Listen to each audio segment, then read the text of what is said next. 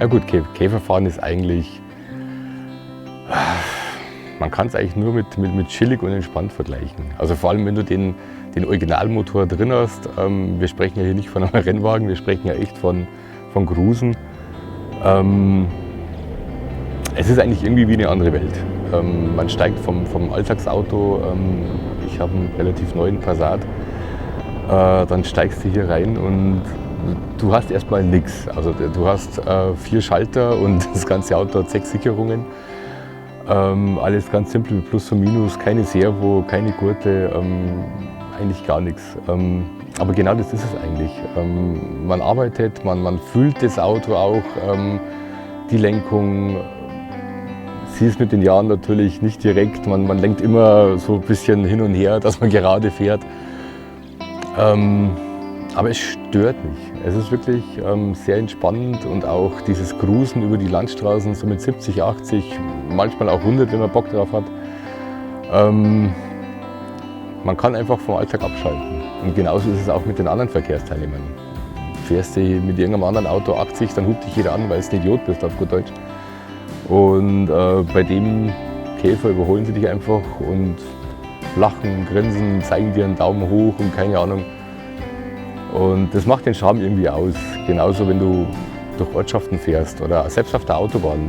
Man sieht so, egal auch welche Generation, also selbst die Jungen, von jung bis alt, die grinsen drüber und oftmals siehst du dann in irgendeinem, keine Ahnung, Bus oder Van, siehst dann den Vater der Mutter irgendwas erzählen, da wo du so ungefähr genau weißt, guck mal, so einen hatte ich früher auch oder so, so kann man sich die Geschichten wahrscheinlich vorstellen.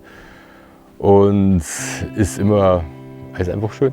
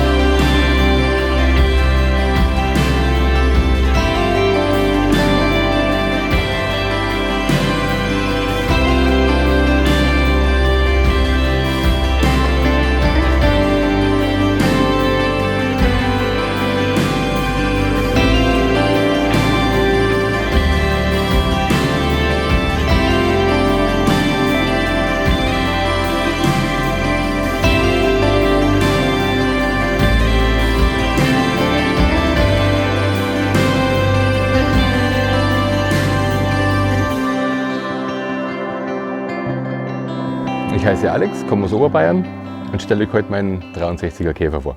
Ja, es ist ein 63er Baujahr, ursprünglich ein Modell Export in der Luxusvariante. Luxusvariante hieß damals zweiter Außenspiegel und Tankanzeige. Wie gesagt, der US-Import. Meines Wissens war der Käfer schon immer in den Farben Blau-Beige, allerdings damals in Originalfarben. Mittlerweile sind es quasi Eigenmixe. Und Motorisierung ist nach wie vor original 34 PS, ist Matching Numbers. Ja. Dazu gekommen bin ich eigentlich, der Gedanke, der reifte schon lange, also eigentlich schon seit der Kindheit. Irgendwie kam ich nie trotzdem dazu, bin früher 1er, 2er Golf gefahren und sowas. Und irgendwann war dann der Punkt doch erreicht, wo einer her musste. Ich hatte vorher schon einen Käfer. Das war ein 66er in Oranger mit einem WBX-Umbau mit 85 PS. Allerdings ein Reinfall. Nach dem Kauf ist er nach den ersten 50 Kilometern heiß gelaufen und hat gekocht. Ja, das Lustige daran, es war in der Nähe von Hamburg, knapp 600 Kilometer entfernt. Und dann bleibst du auf der Autobahn liegen.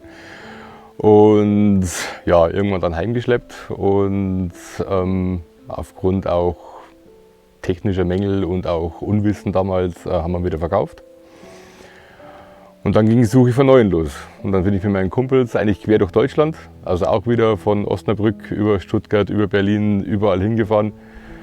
Und der 4. Käfer war dann er. Und ironischerweise war er nur knapp eine Stunde von mir entfernt.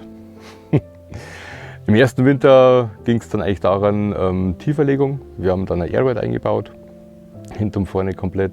Und ein paar Kleinigkeiten wie eben die Schwanenhalsspiegel und auch die Sonnenschute ist gleich relativ schnell gekommen. Dann eigentlich ein Jahr so gefahren. Und ja, nächsten Winter kam eigentlich dann das ganze andere. Da kam dann der Flat-4-Heckträger, kamen auch die ganzen Steinschlagschutzecken und die Porsche-Gitter vorne an den Scheinwerfern und so ein paar kleine Details. Letzten Sommer kam dann noch die neue Ausstattung. Vom Vorbesitzer her war es der Kunstlederausstattung, die nicht so ganz dazu gepasst hat. Mittlerweile ist eine Tweed- und Kunstlederausstattung drin, so wie es original früher im Käfer war. Und HiFi-Anlage kam dann dazu, haben wir alles versteckt verbaut. Dann kam die gekürzte Achse dazu, dass man auch wieder lenken kann, wenn man tiefer fährt. Weißwandringe, was haben wir noch alles? Dann kam der Koffer im Kofferraum, wo wir die ganzen Airride-Komponenten dann versteckt haben. Und so kam eigentlich eins nach dem anderen. Die Steuerung vom Airride ist im Handschuhfach versteckt verbaut, dass man einfach da nichts sieht, genauso wie die Subwoofer-Steuerung, die ist im Aschenbecher. Ende letzten Sommers kam dann auch noch der Swam Cooler, das ist eine Original Thermador Klimaanlage, und natürlich in Wagenfarbe dann. Genau, Rückleuchten sind originale US, sind komplett rot.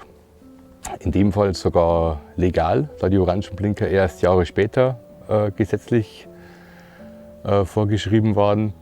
Genauso wie der Rückfahrscheinwerfer, den meiner ja nicht hat, ist auch ebenfalls keine Pflicht. Genauso auch wie er keine Gurte hat. War damals halt einfach so, Fahrfeeling ein bisschen ungewohnt, aber trotzdem sehr witzig.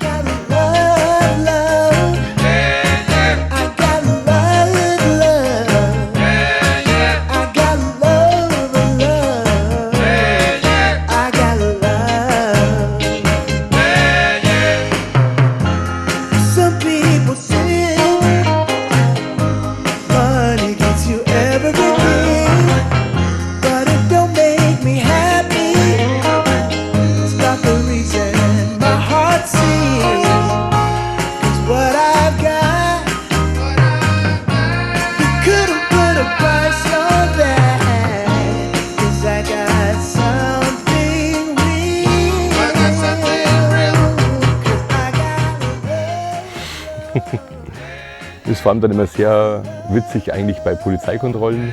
Man wird ja doch regelmäßig aufgehalten, allerdings eher im positiven Sinne. Viele sind einfach neugierig, wollen einfach auch schauen. Wiederum andere halten nicht dann wirklich auf, zwecks einen angeblichen Gesetzesverstoß. Die typische Frage, warum wir sie aufhalten. Und wenn sie damit Nein antwortet, dann kommt meistens, ja, sie sind nicht angeschnallt oder ihr Blinker blinkt eben rot. Und ja, ist immer ganz lustig, wenn man den Menschen dann erklärt, dass es eben so erlaubt ist und dass es eben halt damals so war. Aber trotzdem eigentlich immer sehr positiv das Ganze. Also nie Probleme gehabt und immer sehr charmant und kommt auch immer lächelnd in den Gesichtern meistens.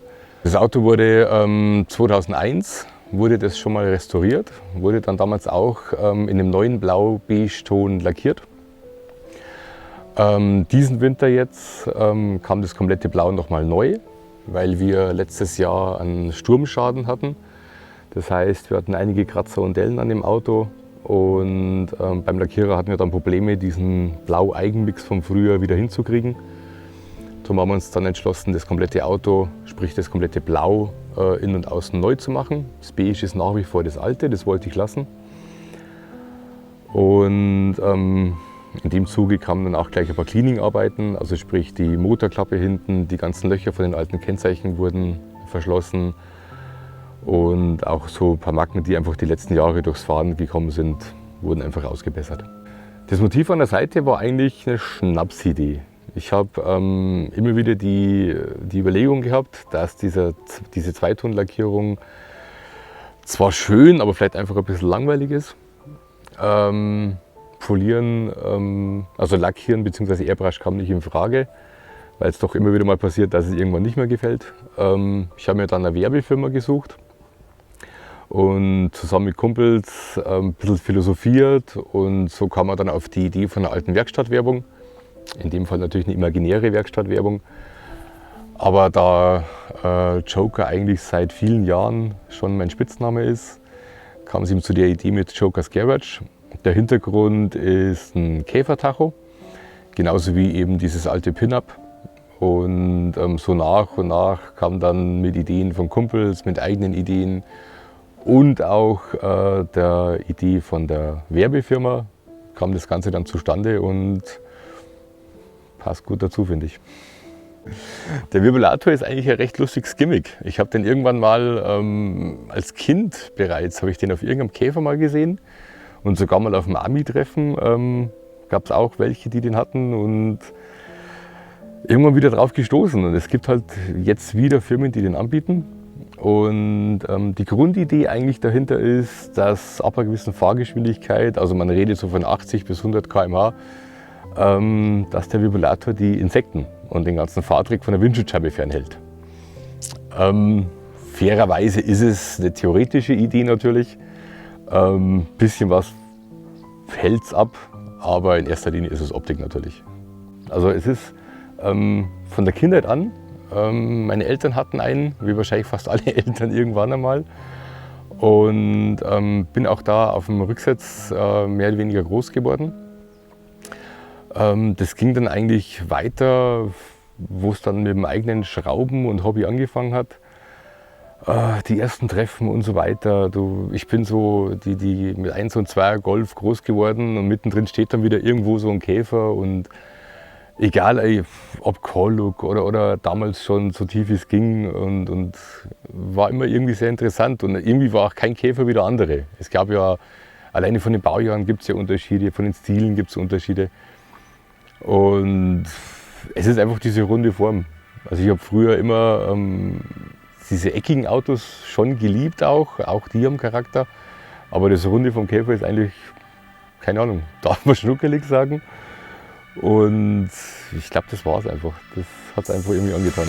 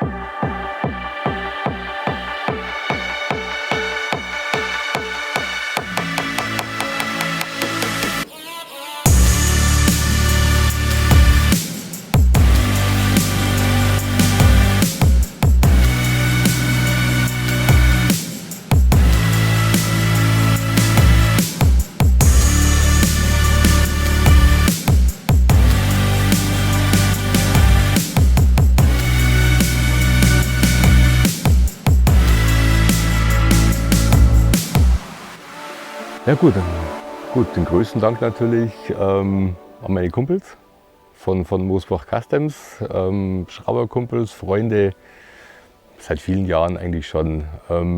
Daniel war immer ist immer der Mechaniker bei uns, der mir auch sehr viel beim Airride einbauen geholfen hat. René ist so ein bisschen die gute Seele, die auch immer dabei ist und auch immer ehrlich sagt, was könnte scheiße ausschauen oder was könnte gut ausschauen. Ja, und natürlich meine Freundin, die das Ganze mitmacht. Ansonsten gibt es eigentlich noch den Michael Moos zu erwähnen von Dogback Beam Performance, der eigentlich immer, egal ob per Telefon oder per Messenger, zur Stelle war mit Tipps, mit quasi auch Anleitungen, die man eigentlich auch immer fragen konnte, wann, wie, Wochenende, scheißegal.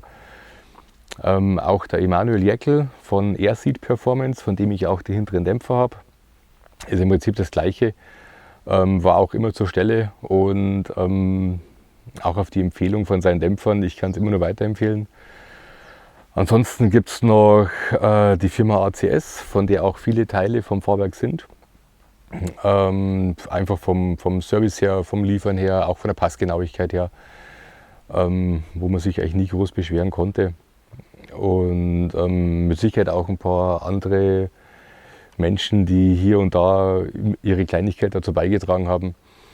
Also sorry Leute, wenn ich euch jetzt echt vergesse, ist keine Absicht. Aber natürlich auch euch ein riesengroßes Dankeschön dafür. Ja gut, dann kommen wir schon langsam zum Ende vom Video. Wer bis jetzt noch dran war, natürlich ein recht herzliches Dankeschön. Auch an die Jungs und Mädels von Sauerkrauts. War ein sehr, sehr cooler Tag, sehr coole Stunden. Auch sehr angenehm und nett, muss ich sagen. Auch sehr viel gelacht. Und freue mich natürlich auch aufs Ergebnis. Ansonsten gibt es nicht mehr viel zu sagen. Wenn ihr Bock habt und wenn es euch gefallen hat, natürlich ein Like und auch gern ein Abo für den Kanal. Und würde mich natürlich auch auf dementsprechendes Feedback und vielleicht auch das eine oder andere Kommentar freuen von euch. Und in dem Sinne, wie sagt man in Bayern, Servus und danke fürs Zuschauen.